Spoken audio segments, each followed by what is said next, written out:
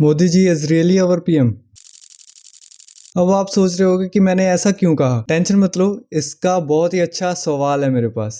हाँ, आपने सही सुना, सवाल है मेरे पास। कई छात्र ऐसे हैं जो कंप्लेन कर रहे थे कि वो जब एग्जाम देने गए तो वहाँ पर इंटरनेट कनेक्शन नहीं था, वेरिफिकेशन का प्रॉब्लम था, एग्जाम पेपर सही से नहीं कंडक्ट कर पाए।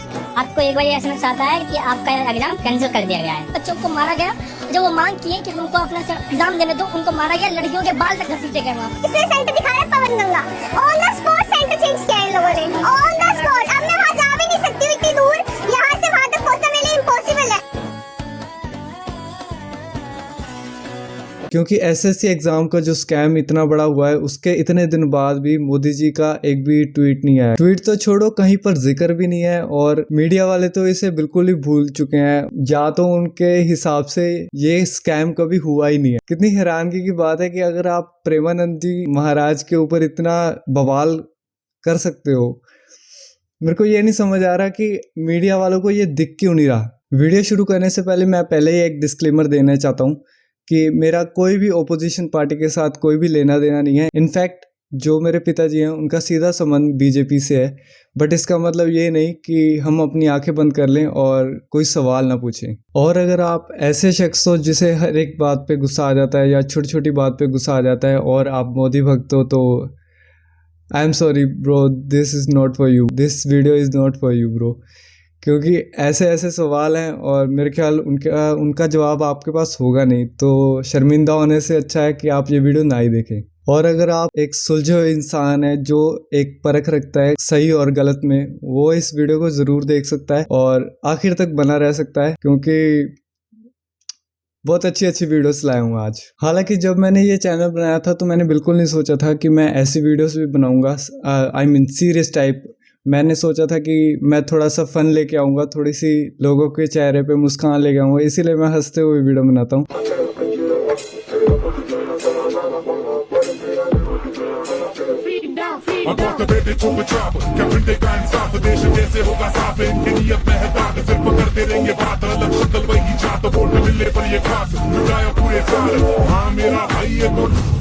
एग्जैक्टली, मैं भी यही कह रहा था कि मीडिया क्या कर रहा है। मीडिया का काम क्या होता है। मीडिया का काम होता है कि जो देश में खोटी नीतियां या स्कैम्स हो रहे हैं उसके बारे में खुल के बात करना, ताकि सरकार उसके ऊपर एक्शन ले पाए। प्रॉब्लम्स के ऊपर फोकस करना, ना कि उनके ऊपर पर्दा डालना। सरकार की हेल्प करना मीडिया का काम नहीं होता। क्या होगा इस देश का पता नहीं, मेरे को तो यही लगता था। बाकी मीडिया की बात तो छोड़ो, वो तो पता लग गया कि वो बिकाऊ है, वो उसे खरीदा जा सकता है। वो तो अगली बार नए इलेक्शन होंगे, नई पार्टियां बनेंगी, पर डेमोक्रेटिक कंट्री में हम कम से कम प्रोटेस्ट तो कर सकते हैं ना, उसका तो अधिकार है ना। है, अगली वीडियो देखते हैं। कई छात्र ऐसे हैं जो कंप्लेन कर रहे थे कि वो जब एग्जाम देने गए तो वहाँ पर इंटरनेट कनेक्शन नहीं था, वेरिफिकेशन का प्रॉब्लम था, एग्जाम पेपर सही से नहीं कंडक्ट कर पाए। आपको एक बार एसएमएस आता है कि आपका एग्जाम कैंसिल कर दिया गया है। बच्चों को मारा गया जब वो मांग किए कि हमको अपना एग्जाम देने दो, उनको मारा गया, लड़कियों के बाल तक घसीटे गए वहाँ। इसलिए सेंटर दिखा रहा है Pawan Ganga. On the spot centre change किया है इन लोगों ने, ऑन द स्पॉट। अब मैं वहाँ जा भी नहीं सकती हूँ इतनी दूर, यहाँ से वहाँ तक पहुँचना मेरे लिए इम्पॉसिबल है। तुम 10 बजे तक बच्चों को सेंटर पर डिटेन करके रख रहे हो। 7:30 बजे पेपर खत्म हो जाना चाहिए, 10 बजे तक बच्चा सेंटर से बाहर नहीं निकल रहा। तुमने क्या गलत किया है? कौन फोड़ा कहीं पे? शांति से प्रोटेस्ट करने हैं, उन्हें प्रोटेस्ट तो करने दो। सवाल पूछने का इतना भी मतलब ही हक नहीं बनता उनका। कम से कम वो सवाल तो पूछ सकते हैं ना। कौन कहेगा डेमोक्रेटिक है ये कंट्री? इसे डिक्टेटरशिप नहीं कह सकते, कहना तो चाहिए यार। मतलब शिक्षक के साथ ये व्यवहार हो रहा है, मुझे समझ में नहीं आ रहा है कि हम जा पा रहे हैं और जा क्या रहे हैं।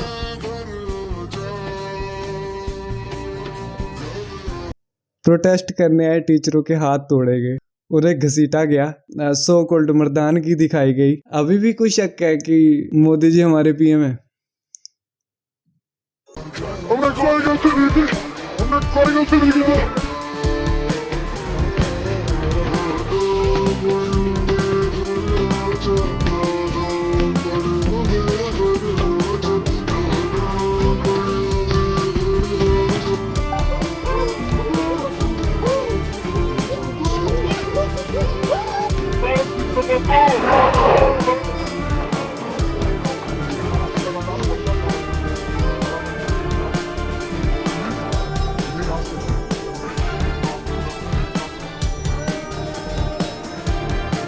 और बाकी रही वीडियोस की बात, तो जो भी वीडियो मैं दिखाऊंगा उनके क्रिएटर्स की आईडी नीचे मेंशन्ड है, आप वहां जाके भी उनको चेकआउट कर सकते हो। किसी देश के अंदर जहाँ पर अध्यापक और बच्चे दोनों रोड पे आ जाएंगे, फिर क्या बचा उस देश के अंदर? कुछ भी नहीं, कुछ भी नहीं। इसके ऊपर राहुल गांधी जी का भी एक वो जो ट्रम्प ने बयान नहीं दिया था कि इंडिया की इकॉनमी डेड इकॉनमी है, वो टैरिफ लगाने वाले वीडियो में, तो उसके ऊपर भी उनका रिएक्शन आया था। पहले ये सुनो। He's right. I mean, everybody knows this, except the Prime Minister and the Finance Minister. Everybody knows that the Indian economy is a dead economy. I'm glad that President Trump has stated a fact. What more do you, why are you asking this question? लेकिन 25% tariff लगाया plus penalty भी लगा दी है। It is a dead economy. Are you people not aware of this? आपको ये मालूम नहीं है कि पूछ भी किनसे रहे हैं? मीडिया से। वो तो पहले टीआरपी के पीछे हैं, उन्हें क्या पता होगा, उन्हें नहीं पता होगा। उनसे ये पूछो मोदी जी खाते क्या हैं। अच्छा मान लो आप एक एग्जाम देने गए हो और वहां जाके आपको पता लगे कि उस एग्जाम में 16 सवाल गलत हैं और हर एक सवाल को ठीक करवाने के लिए आपको 100 रुपये देने पड़ेंगे।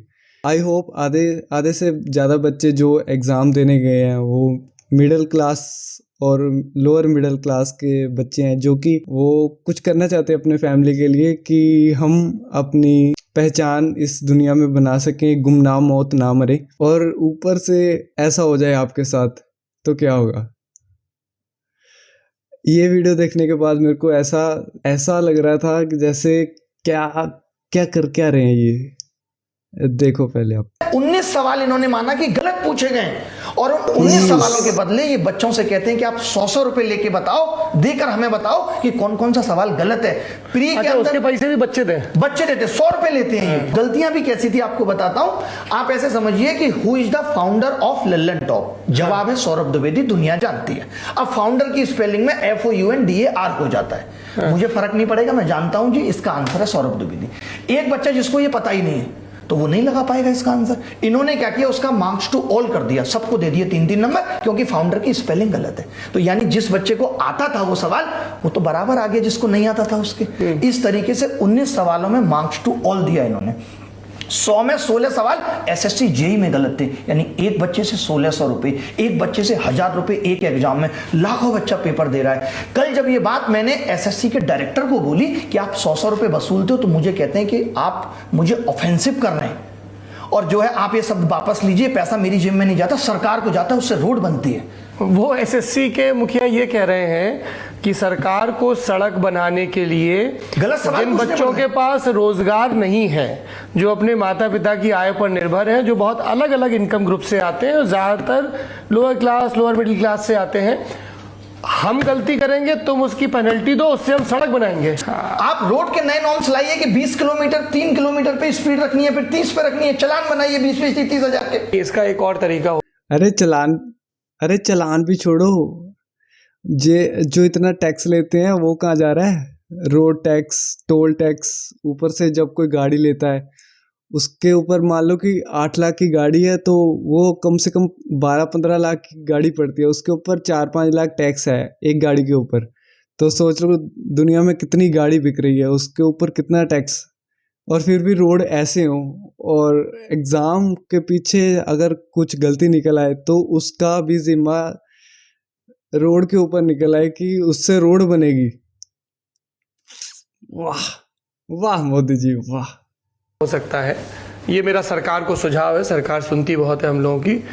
100 के 100 कितने सवाल होते हैं टोटल? 100 सवाल है, पूरे 100 के 100 गलत पूछ लो और ज्यादा पैसा आएगा और बढ़िया रोडें बनेगी। अगर सड़क पूरा देश की रोड बनेगी। सड़क का पैसा ऐसे ही आना है कि विद्यार्थियों से गलत सवालों को ठीक करवाने के नाम पे आप पैसा वसूल रहे हो, तो सारे गलत पूछ लो। गलत पूछने का सिलसिला चल रहा है। हमने भी 5 बार एग्जाम दिया, तब क्यों नहीं गलत आते थे? क्योंकि तब गलत के पैसे नहीं मिलते थे। अब पैसे मिल रहे। कुल मिला के आज पूरा एग्जाम सिस्टम बर्बाद हो चुका है। सरकार, आयोग और एजेंसियां सब मिलके कमा रही हैं। 600 किलोमीटर दूर सेंटर डालकर बोलते हो कि आपके बस्ता रखने का 100 रुपए चार्ज करेंगे। 600 किलोमीटर दूर आता है, दूर सेंटर डाल रहे हैं। मैंने इस पे पूछा, डायरेक्टर क्या साहब वो से कल नकल वकल मुलाकात रोकने हुई। के लिए, नकल वकल रोकने के लिए क्या हाँ, लॉजिक क्या रहता है? उनका यही था कि बच्चा सेटिंग ना कर ले।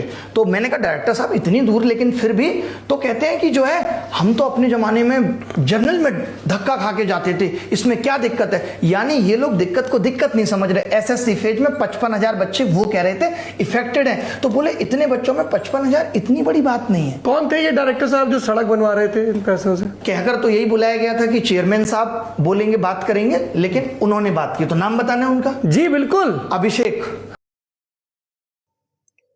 Well done Abhishek ji, well done. बाकी रही बात जो मैंने शुरुआत में सबसे पहले बोला था कि Modi ji is really our PM, वो सवाल मेरे दिमाग में ये वीडियो देखकर आया। देखो आप वीडियो। क्या इलेक्शन कमीशन बीजेपी की मदद कर रहा है? क्या इलेक्शन कमीशन ही इलेक्शन को चोरी करवा रहा है? इलेक्शन कमीशन डिजिटल डेटा नहीं देता है, फिजिकल डेटा देता है। मतलब लाखों कागज में वोटर लिस्ट दे देगा, मगर डिजिटल वोटर लिस्ट किसी को कभी नहीं देता है। क्यों नहीं देता? कारण क्या है? कारण है कि अगर डिजिटल डेटा मिल जाए तो इलेक्शन कमीशन की सच्चाई पूरे देश को पता लग जाए। हमने टीम को बताया, मैंडेट दी कि आप जाके चेक कीजिए 5-7 सीटों पे, पता लगाइए कि चीटिंग हुई और अगर हुई तो कैसे हुई। टीम ने हमें एक दिन बताया कि 5-7 सीटों पे काम किया ही नहीं जा सकता। मैंने उनसे पूछा क्यों नहीं किया जा सकता? उन्होंने मुझे ये कागज दिखाया। ये एक लोकसभा के कागज नहीं है, ये एक विधानसभा के कागज है और इन कागजों को हमने मैन्युअली सॉर्ट करना पड़ा और पूरा का पूरा काम जो हुआ है इसमें 6 महीने लगे हैं और एक असेंबली सीट में हम ये काम कर पाए हैं। क्यों? क्योंकि डिजिटल डेटा नहीं दिया जाता। अगर इलेक्शन कमीशन ने हमें डिजिटल डेटा दिया होता तो हम ये कार्रवाई पूरे देश में, हर लोकसभा में, हर विधानसभा में 15 मिनट में करके दिखा देते। हमने पहले इलेक्शन कमीशन से इलेक्ट्रॉनिक वोटर लिस्ट मांगी थी, सीसीटीवी फुटेज मांगी थी, उन्होंने अपना काम नहीं किया, हमें नहीं दिया। फिर हमने अपना इन्वेस्टिगेशन कराया, आरटीआई भरे और हमारे पास डेटा आया। मैं इलेक्शन कमीशन और इलेक्शन के ऑफिसर्स को साफ कह रहा हूं, आप जो कर रहे हो गलत कर रहे हो, ये ट्रीजन है, देश के खिलाफ है। देखो मैं पहले ही कह रहा हूँ कि मैं किसी का सपोर्टर नहीं हूँ, बट जो गलत काम कर रहा है वो गलत कर रहा है। एक और वीडियो देखो। That's the names, that's their addresses, that's the polling booths where they registered. Fake addresses. House number 0. No, you're laughing. There are thousands and thousands of those people. No address, house number 0. House number 0, house number 0. Father's name? ILSDHFHUG. तो थोड़े और father name दिखाओ। ये नाम ऐसा नहीं है जैसे इंस्टाग्राम पे अगर कोई फेक फॉलोअर्स लेता है, जैसे 30 रुपए में मान लो कि 1000 फॉलोअर्स है, ये वैसे कुछ नाम नहीं लग रहे हैं। FKHAMT आगे देखते हैं आगे। बड़े इंटरेस्टिंग नाम है। DFOIGOIDF father's name. नहीं आप हंस रहे हो भैया, पूरा सिस्टम सच में मेरे को भी बहुत मजा आ रहा है, ये वीडियो बनाने में मेरे को भी मजा आ रहा है। मुझे एक्सपेक्ट नहीं था। अभी भी लगता है आपको Modi ji is our PM. बाकी इसके ऊपर मैं एक अलग वीडियो लाऊंगा, ये तो सिर्फ वो है, ये मेरे को ज़रूरी लगा इसीलिए मैंने ऐड कर दिया इसमें, बट इसके लिए नई वीडियो आएगी। स्टे ट्यून्ड, सब्सक्राइब कर लो पहले ही, बहुत कुछ आने वाला है, या शायद ये जाने वाला है, ये वाली वीडियो शायद। भयंकर भयंकर भयंकर। और हाँ, अगर आप सोच रहे हो ना कि ये फेक है, तो मेरे पास उसके लिए भी एक वीडियो है, वो भी मैं इसी वीडियो में दिखा देता हूँ, रुको। So Vedant, Rahul Gandhi has said that more than 1 lakh fake voters voted in our 2024 general elections. Is that true? Well, let's fact check those claims one by one. Let's go to the Election Commission website, electoralsearch.eci.gov.in, and let's same ये चीज़ कर सकते हो election commission के website पे जाकर। अगर आपको शक है तो ऑफिशियल हो रहा है, ऑफिशियल दिखा रहे हैं ये, ठीक है। find out were they actually duplicate voters as Rahul Gandhi has claimed. So he said that there's one voter who had multiple voter IDs and he got to vote multiple Sari times. IDs Let's put in the nahi hai first dekho. voter ID that he mentioned and see what happens.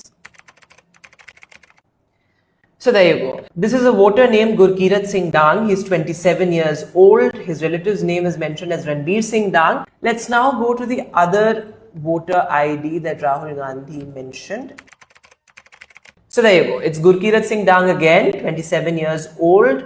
Relative's name mentioned as Ranbir Singh. But this time he is registered at a polling station in Shigali, a government primary school in Shigali, room number 2. So a different polling station with a different voter ID. We now go to the third voter ID that Rahul Gandhi has mentioned. अगर कोई मोदी भक्त है तो है कोई जवाब? There you go. भाई साहब It's Mr. Gurkirat Singh Hello. Dang again with a यही different है हम। polling booth this time. And let's go to the last voter ID that has been mentioned by Rahul Gandhi.